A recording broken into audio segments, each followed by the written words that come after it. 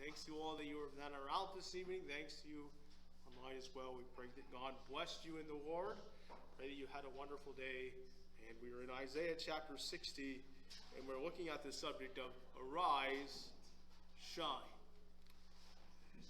It's an interesting transition period. And of course, obviously, we know that the chapter transitions were put in by many of the translators.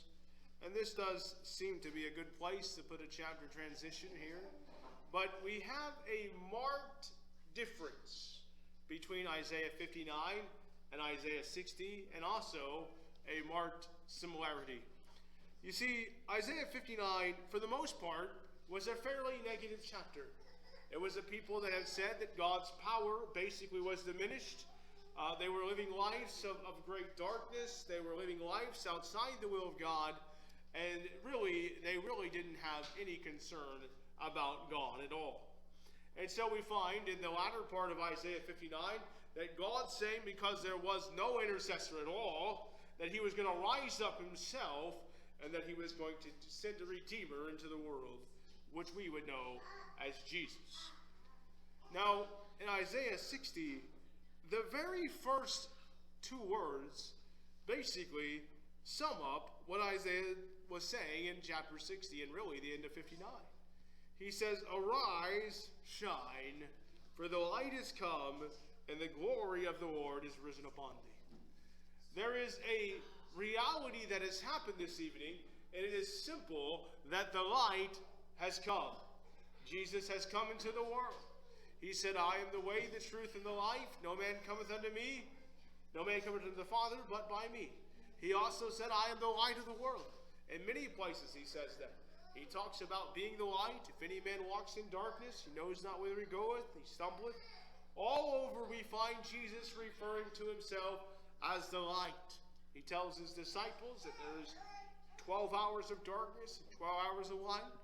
He also says he must work for the Father while the light was there.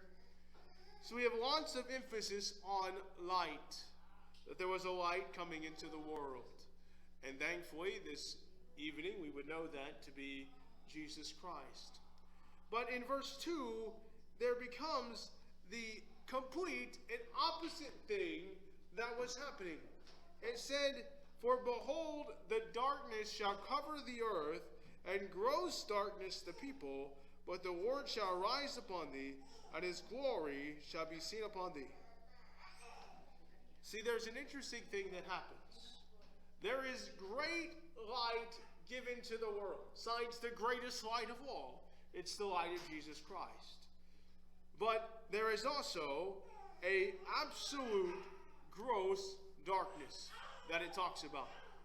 And the reality of the situation is that the world is in absolute darkness right now. And without Jesus, there's no way around it. You know, I've looked at it, and I've studied this quite a while, for a little bit, really looking at it different times.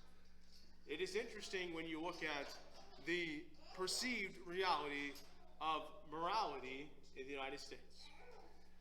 They have done polls all the time, and last year was the first time, and I haven't seen one for 2024 yet, but 2023 was the first time that we'd had a massive rise in people that believed the morality was poor in the United States.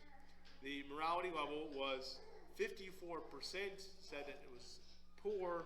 I think 33% said that it was fair. There was a good majority that said it was okay, and there was 1% that said it was excellent.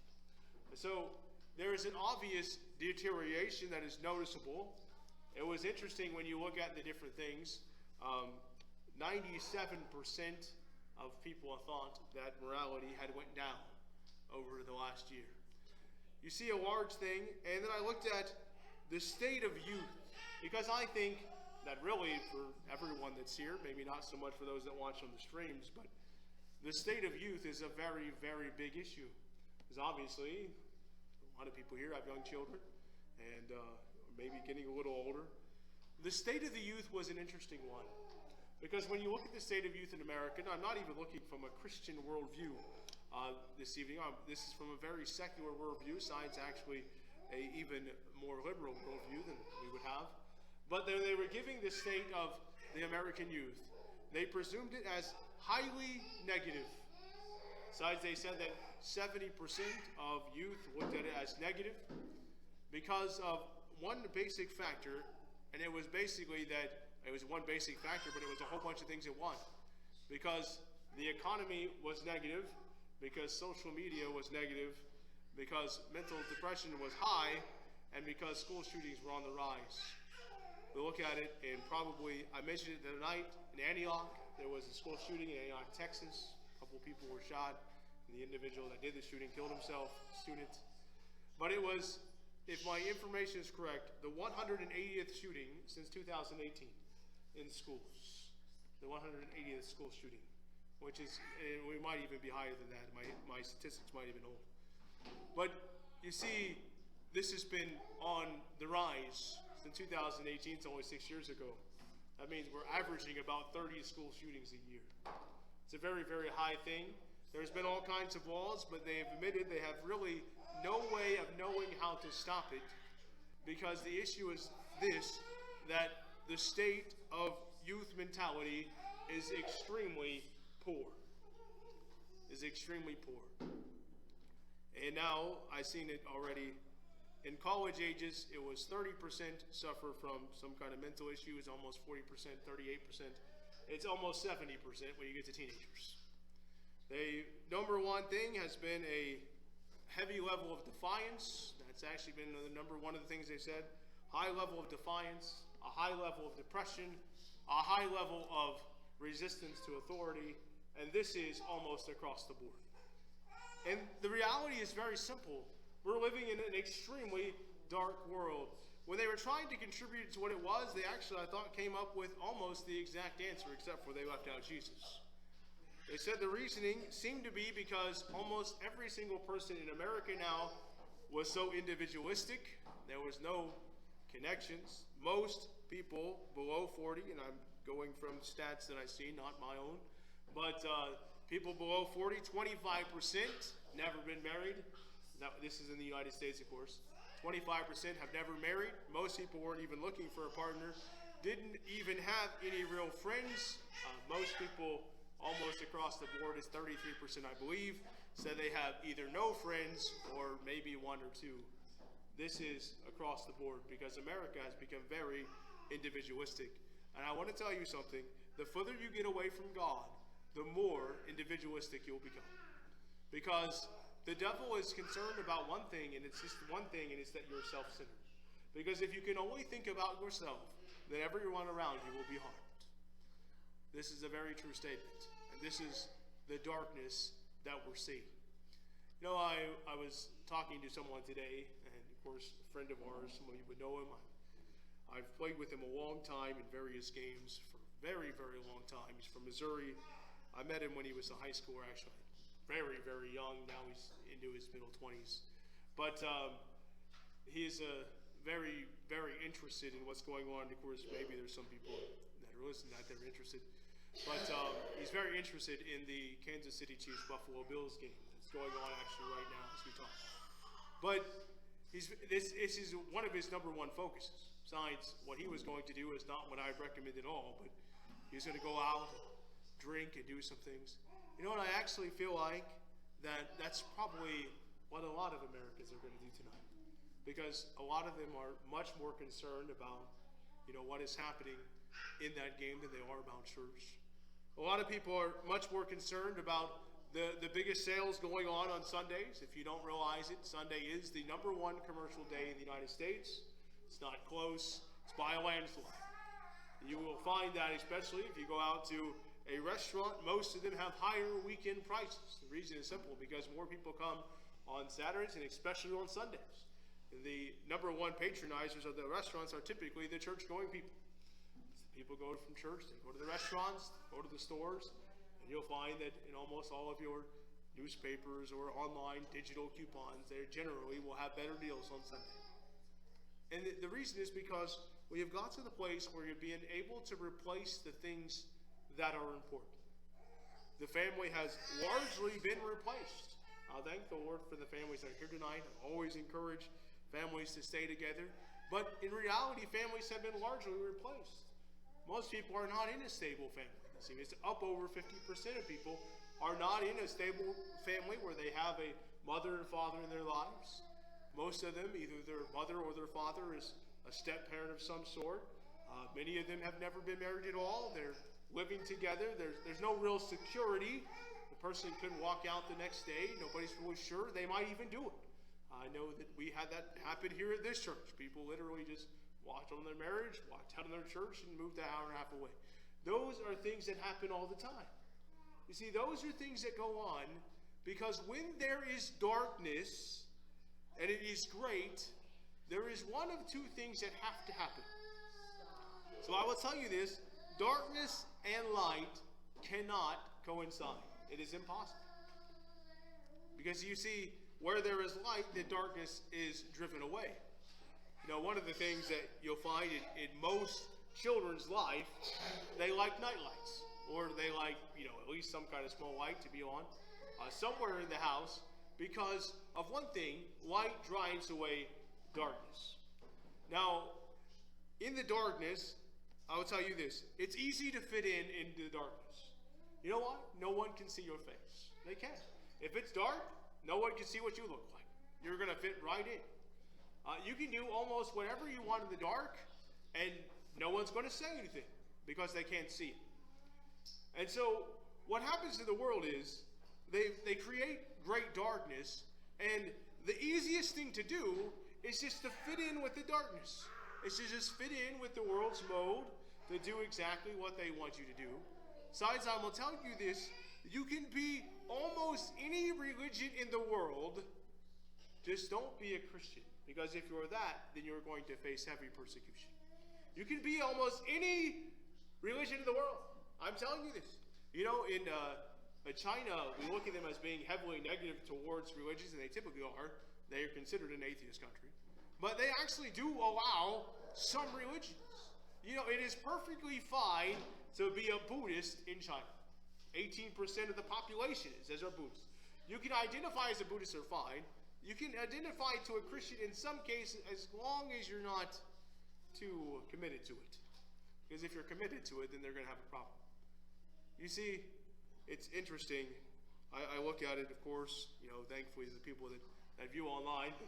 The large majority of the messages that I get on for the church, and even on the church's webpage, the large number of them are actually negative. Most people are not very happy about church. They would be much happier if this church closed. They are not happy about Jesus. Besides, I get very large numbers of explicit messages about Jesus, because they would rather that not happen. You see, as long as you don't say anything about Christianity, you're fine. As soon as you start talking about Jesus, then there's a problem, because it brings light into the world. The reality is a lot of people, they want to fit in. This is the nature of man, to want to fit in. We really don't want to be different. And so there are people that, I've seen this in almost every church that I've ever been in. I've been in some small like this one, worked a lot of in-home missions. I've also worked in some larger ones. Remember, I was in the Beavertown bus ministry. They ran regularly over 500, generally ran up over 1,000 for special events. They had 3 different church buses that went out. But they had the same issues that even the small churches have. You know what it was? There was a large number of people that were there just to fit in. They didn't really care that much about what was preached. Beavertown had a great preacher, one of the best preachers in the holiness movement. If you're going by preaching abilities, I would say for sure. Was even, over the homiletics department at NU for a while. They had a great preacher, but there's a lot of people that didn't really care that much about what was preached. They were there just to be there. It was the social thing to do. And at a lot of large churches, it's the social thing to do. You go there, and church largely becomes a great social club. And at those places, it becomes a great entertainment place. I've been in many different ones, some of them large, some of them small.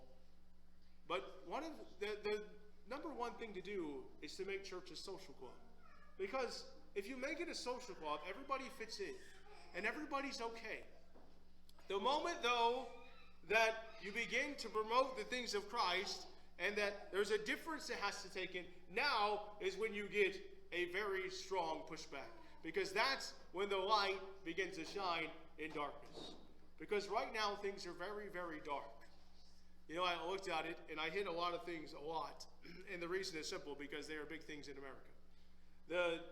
I've seen it, and I checked again tonight just to see. I didn't even check the lyrics. I just checked the name of the songs, and that's all I needed to know about what the top songs in America were. One of them was something about I think it's called a bar song. I want to say it's numbered the second or third. I didn't even have to read the lyrics. It's a bar song. I believe it's written by Tipsy. Tells me about all that I need to know. And one of them was something about death, something about death being happy or something. And I think that was number 2 or 4. I can't remember what the number 1.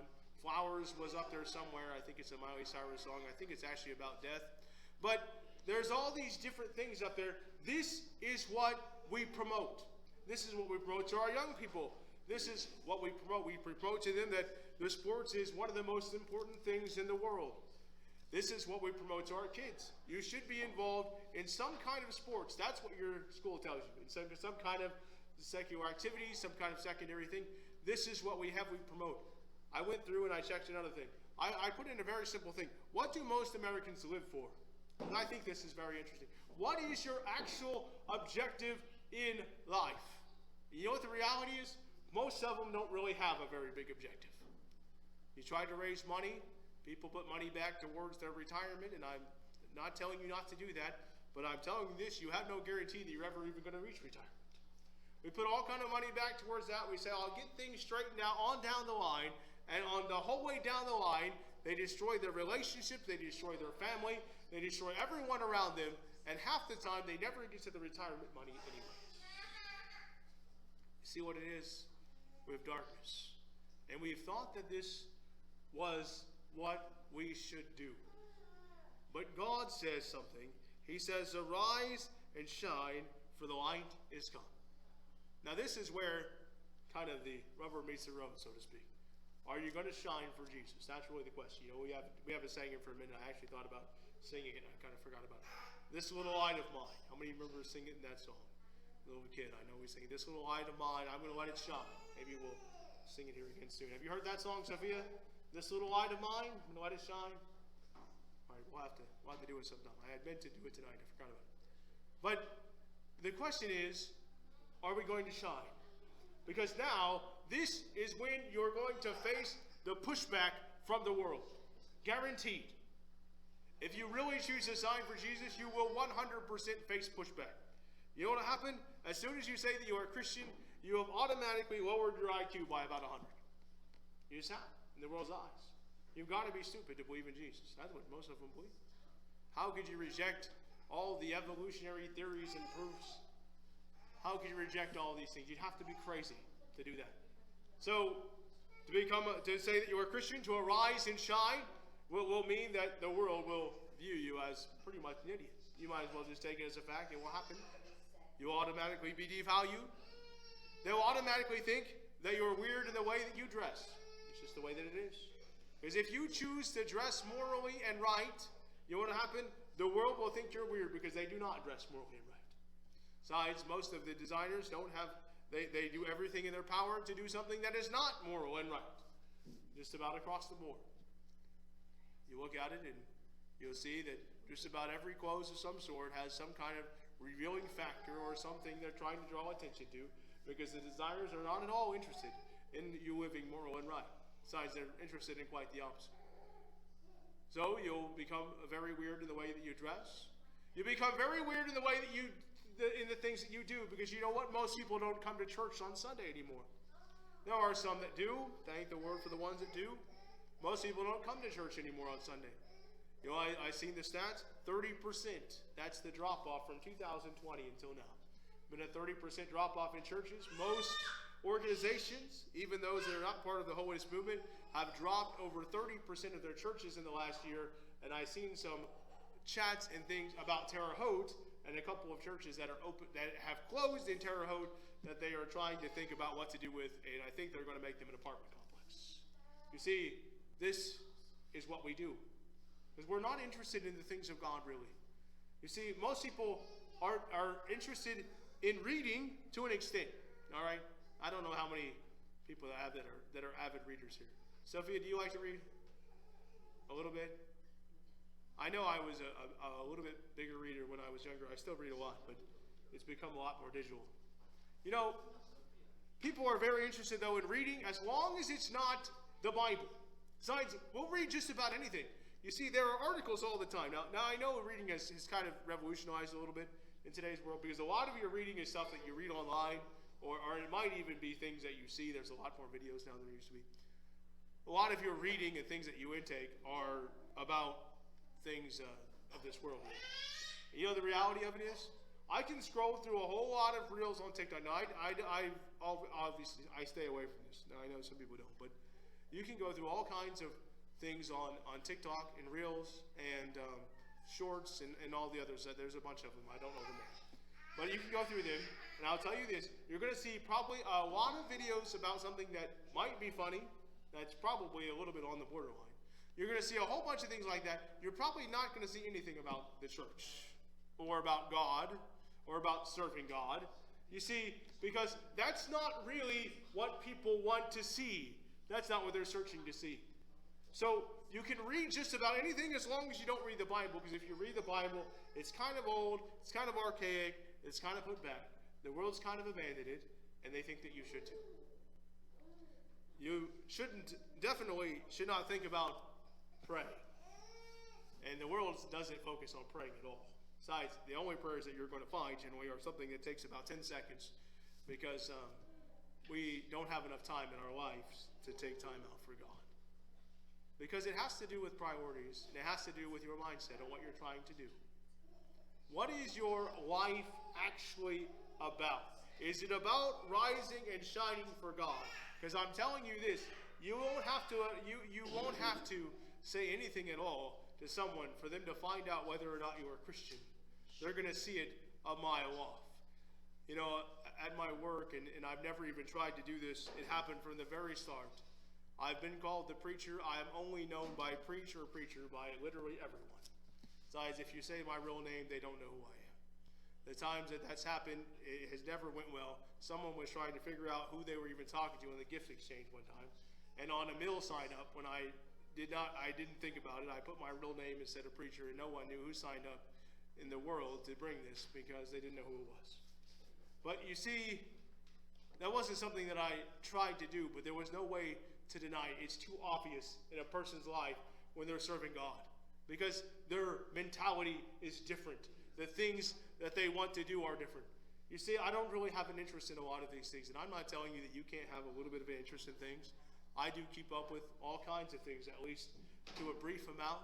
You know, I keep up a little bit with sports, not too much, very brief amount. I try to keep it limited. I keep up with different trends a lot of times, read different things. I'm not telling you that everything you have to read, everything you have to listen to has to be about the Bible and God. I'm not telling you that at all. But I will tell you, it should be your supreme desire. See, your supreme desire as a Christian should be to serve God. Should be to go to church, to be in the house of God, to read the Word of God, to pray. Those should be the absolute desires. And if those become your desires, you know what's going to happen? You're going to arise and you're going to shine. You're going to shine. Now the question is this evening, what do we really want to do? Do we want to conform to this world, into the darkness? The world will take you right in. You'll fit right in. As long as you don't say anything about Jesus or the Lord, you're going to fit right in. You'll blend right into the darkness. You'll just fit right in. You'll be comfortable. No one will give you a hard time. They probably won't even know that you exist. You'll be just one of the other individuals in this world. Or you're going to shine for Jesus. I'm going to tell you, you shine for Jesus, people aren't going to like it. Like I said, I've been called an idiot and everything else, and that's perfectly fine. I don't care. Been called closed-minded. I don't care. I'm very closed-minded. I've chosen to serve Jesus. The question is, are we going to be a light? Are we going to shine for Jesus? Are we going to be real Christians this evening and rise up against the darkness? Or are we just going to fit right in? There's really two options. What is the option today? I pray that you've made a decision to serve Jesus. Because in Jesus, there's life and truth and light and peace. God says, my peace I give you, my peace I live with you. Thank the Lord. Not as the world giveth. He said he doesn't take it away. I'm thankful. He also says in John that no man is more powerful than the Father. No man can pluck you out of the Father's hand. Thank the Lord. If you serve Jesus, there isn't any power in this world that can turn you from him if you'll choose to follow him. Thanks to all of you that come out. Thanks to you for the streams. I pray that you've made a decision to follow Jesus, that he's been the light of your life. And if not, he can be. Rise up out of the darkness. He says, rise and shine. Thanks to all of you come out. Thanks to you, the strange. Pray that you have a blessed night in the Lord. Be prayed up, blessed up, and ready to go up. Have a wonderful evening.